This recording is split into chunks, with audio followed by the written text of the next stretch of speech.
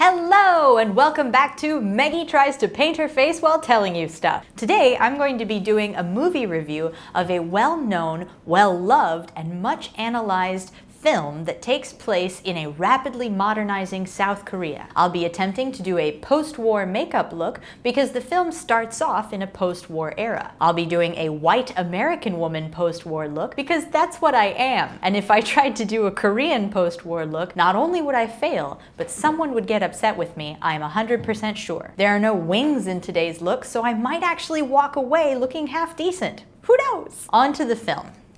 The film is called Seopyenje. Seopyenje is a beautiful, nostalgic South Korean film that was released in 1993.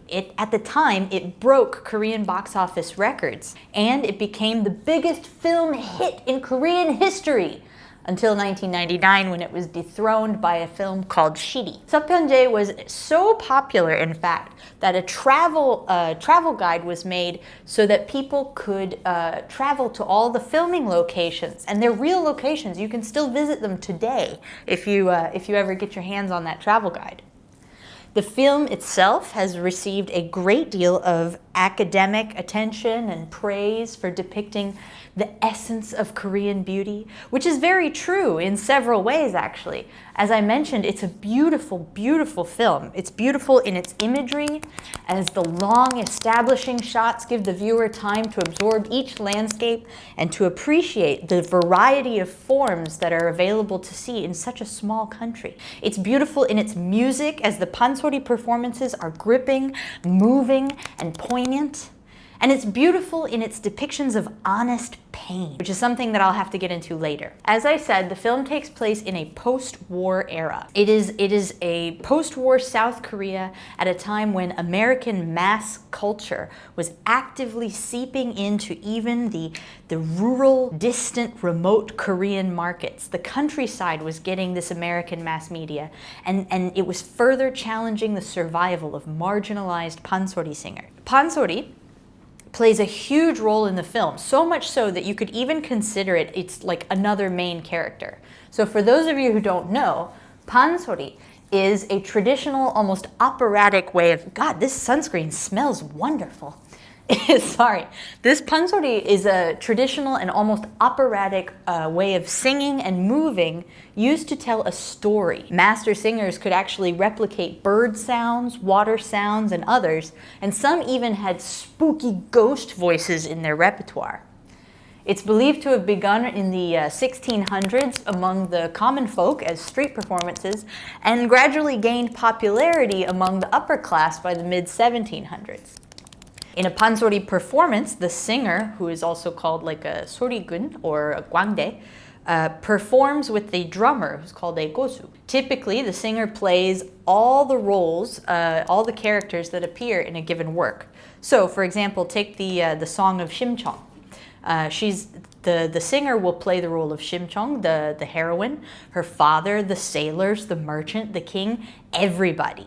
Although modern performances do have sometimes more than one singer, there's never a full cast of characters. So for this reason, 5 elements of pansori are extremely important. They are things like jo, which is like the melodic structure of the song, but it also includes the vocal timbre, the tone of the voice. And there's also there's also changdan, which is like the sort of rhythm and delivery that's used to show both emotional states and to distinguish between the characters. I think now is as good a time as any to confess, to admit to you guys that I am completely in love with pansori. The first time I heard it was in 2012, and I luckily was just walking around and I stumbled upon a free performance in a small hanok courtyard in the middle of Seoul. And at that time, I could not speak a lick of Korean. I had no idea what was going on. The sounds and the emotions, they moved me to tears, actual tears. And this is something that the film presses upon too. The Seopyenje is actually the type of pansori that is dripping with han. And han is that deep, rooted pain that lives inside a person who has suffered. It's that generational trauma that's soaked into the collective memories of war and tragedy. Han is a sound, feeling, sense almost, and you can hear it in people's voices whether you recognize it or not. And so, you know, even though I didn't have a clue what was being said in that performance that day, something grabbed me. The emotion hit me. Something in the singer's voice pulled on my heart and summoned tears from my eyes, and I have been head over heels for the music ever since. As I said, this is a film worth watching, and I will tell you a little bit about the plot, but I don't want to give you spoilers because I do want you to go and watch it for yourself. So I'm going to give you a little setup and minimize as many spoilers as possible. The film opens on this young man named Dong-ho. Dong-ho is searching for a female singer, and he goes to this inn called the Inn of Music, and he asks the innkeeper there about the singer, only to find out that the singer that he's looking for has left years prior to his arrival. He asks the innkeeper if the inn is named after her song, and she says yes, that she learned how to sing from the singer that he's looking for. And he says, well, can you play a song for me, or can you sing a song for me while I play my drum? And the innkeeper obliges, and we get the first pansori performance of the movie. After the performance, the film flashes back to a very young Dong-ho crying in a field. This is the first of many time jumps in the film as it flips back and forth between the past, where pansori is being learned, and the present, where Dong-ho is on his search. I'm gonna check these two makeup, these two lipstick colors, because I don't know how they look, and I still wanna keep that post-war era kind of look. So really quick, I'm just checking these out. In the flashback, we see the Dong-ho's mother gawking. Ooh, I like that one. I'm going with this one. We see Dong-ho's mother gawking at a pansori performer by the name of Yu-bong. And later that evening, after a successful performance, Yu-bong enters Dong-ho's mother's house and proceeds to get it on with her. You know, they perform the horizontal tango, if you understand. Unfortunately, Dong-ho the child wakes up and watches, which, you know, has its own commentary that you can look up later. Ah, I got it on my teeth again. The two of them have their passions, and then during pillow talk, Yu-bong convinces Dong-ho's mother to elope with him by informing her that he has his own adopted daughter who he is currently teaching pansori to. Mwah. I think that looks okay. I always do just a little too much. You know, that's okay. That's Maggie. The very next scene is Dong-ho's mother dying in childbirth, while Dong-ho and Song-hwa sit and wait outside, and Yu-bong cries over her body. And that's the setup for the film. That's how we get to this single father raising his two adopted children to become pansori performers. And now, throughout the film, Yu-bong is teaching the two kids to perform pansori, and it quickly becomes evident that Dong-ho doesn't have any singing ability. Yu-bong teaches him to be the gosu, the drum player, and that's how they go through the rest of the film. Now, throughout the film, the children meet and interact with several of their father's friends, each of which teaches them a little bit more about life, a little bit more about the world, about pansori, about the modernizing world, and importantly, tells both Yu-bong and the children that there's no future in pansori. As I said, the film will flash back and forth between the past and the present, and while Dong-ho in the present is searching for this female singer, we learn as the audience that that singer is his sister, and he learns that his sister has been blinded at some point during the time that they were separated. So now I want to tell you how she gets blinded, but you have to go and watch the movie.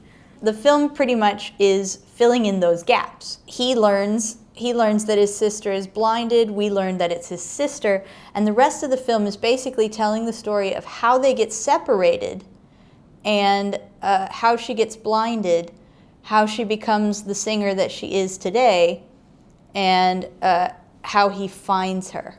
Pansori prep work, the telephones, everything is set up beautifully to give you this nostalgic window into the Korea that existed decades before this film came out.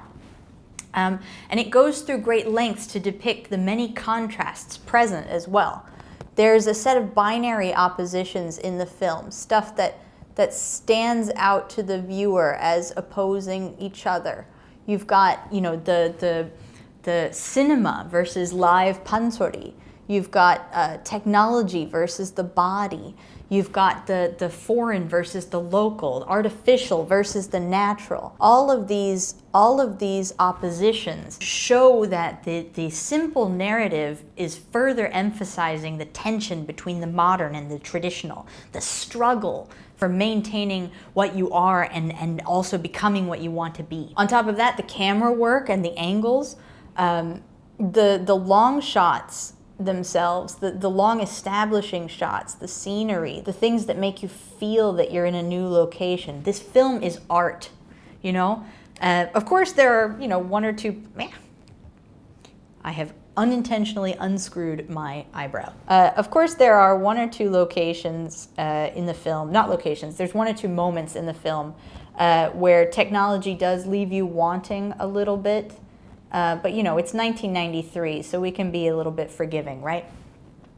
It's a great piece of cinema. The director clearly knows what he's doing with the way the shots are set up, with everything, the compositions. It's all beautiful. And on top of that, the depictions of pansori in this film are stunning. There are moments when the singers are outshining the plot. I'm saying that the singing is sometimes more impressive than the film itself. There is one part in the film where a woman is singing pansori while lying on her stomach. And the power of her voice is still there. She remains powerful.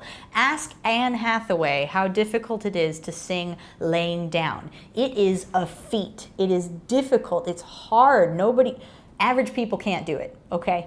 That's what I'm saying. It's beautiful. The film is full of this kind of art. Yubong the father is a compelling anti-hero. I don't want to tell you too much, like I said, but he's definitely not somebody that you're going to like at the end of the film, yet he drives the plot. He really pushes the whole story, and if nothing else, you walk away with a value for pansori that he wanted you to have, despite the fact that he's kind of a dickhole.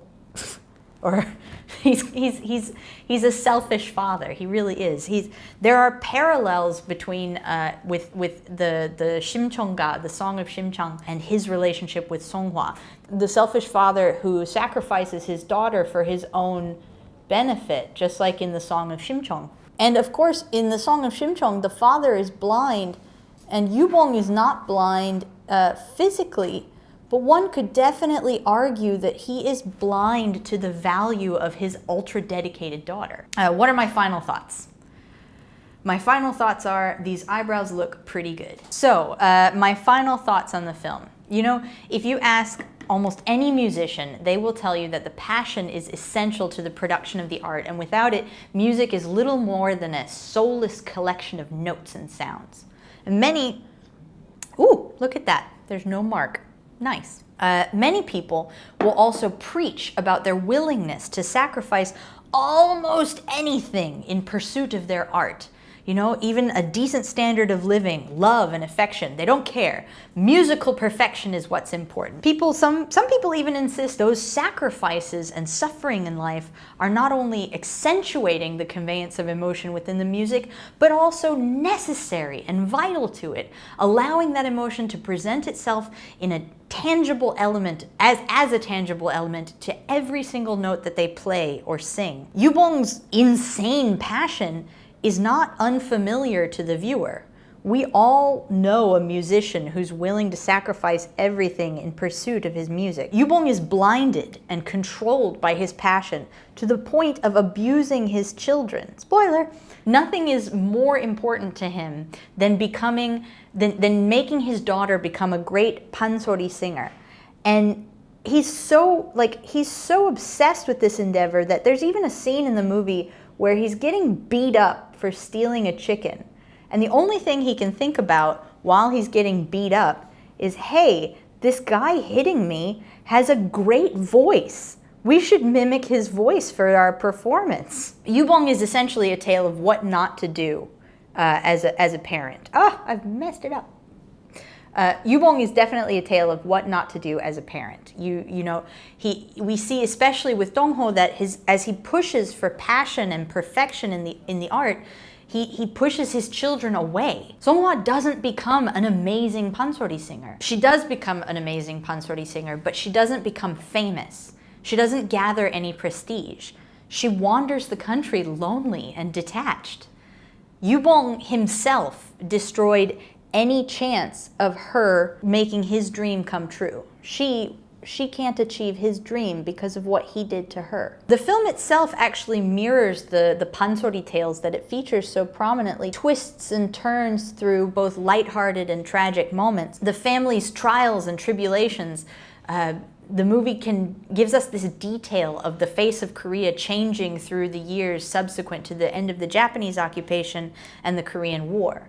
Yubong's attempt to keep pansori alive mirrors the struggles of Korea to maintain its identity and individuality in the wake of increasing and inexorable marches towards globalization. And Songhwa too. Songhwa stands as a metaphor for South Korea itself, being caught firmly between the father's insistence that she learn pansori at any cost and thereby keep the art form alive, her desire to do so, and also her changing needs and hopes and wishes as a growing young woman. This is reflecting the story of a country at a time when old values increasingly struggling to survive and find their place in a modern world, which needed to industrialize, modernize, and adapt in order to survive on the global stage. Korea was Songhwa. So this idea comes to us: how can Korea keep its identity while embracing modern and foreign? It's a question that the country still struggles with today. I believe that Seopyenje is a masterpiece film. It has a steady pace, stunning visuals, and great performances, and a solid anti-hero.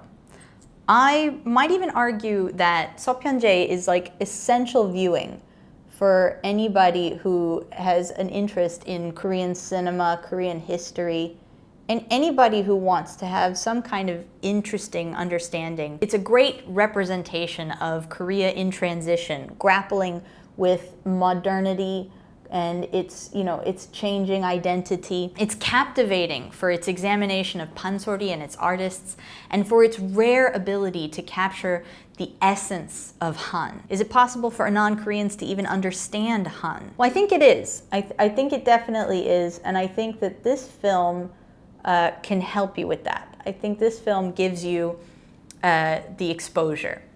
And it will certainly give you your first understanding of Han. Maybe you really have to suffer to know what Han is, but at the very least, I think this film can help you understand the concept of it. So, and now, while I would wholeheartedly insist that your first exposure to pansori be the heart-shaking, gripping, powerful live performances that are available in Korea, I do think that this film would make a decent substitute for anybody who's curious about the art form. That's Seopyenje. Now, I do think, like I said, I've talked all this time about it, and I haven't given you any spoilers because I do want you to go and watch it. It's free to watch on YouTube. If you just search Seopyenje, you will find it with English subtitles. So you have no excuse not to watch it. So go out there. If you're curious about pansori, if you're curious about Korean history, culture, this is your thing. You got to go look at it. Go take a look, and don't wear any makeup while you're watching it because you will cry. And speaking of, I'm all done. So what do you think? Oh no! Wait a minute. I have made a mistake. I have put mascara on my cheek. So what do you think? Here's my post-war era. I look like a lovely 1950s lady, maybe 1956-ish. That's it for me. Please go and watch the movie. I hope that you enjoyed it, and please come and watch me more. If you liked this video, if you liked my review, if you like my history, then go ahead and leave me a like, a comment, hit the subscribe, and ring that bell so you get notifications every time we post something new, okay? Now, I am going out of here. I don't want to catch the COVID though, so. Ooh, nothing inside. Look at that. Ooh, hoo, hoo. Mwah. Do you think there's really nothing inside? Wait a minute. There's really nothing. So cool. All right. See you guys later. I'm off to go show off my face to somebody.